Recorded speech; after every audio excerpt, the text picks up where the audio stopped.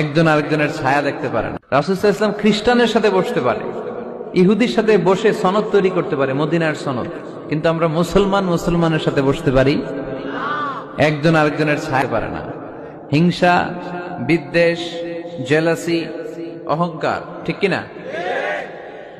লা ইয়াদখুলুল জান্নাতা মান কানা ফি কলবিহি হাববাতু খারদাল মিনাল কিবর, যার অন্তরে যাররা পরিমাণ অহংকার থাকে সে কশিনকালেও আল্লাহর জান্নাতে প্রবেশ করতে পারবে না। আমরা যেন এই অহংকার থেকে মুক্ত হতে পারি, আমরা যেন ব্রড মাইন্ডেড হতে পারি, আমরা যেন ভিন্ন মতের লোকদেরকে রেসপেক্ট করতে পারি, ভিন্ন মতকেও যেন আমরা সহ্য করতে পারি।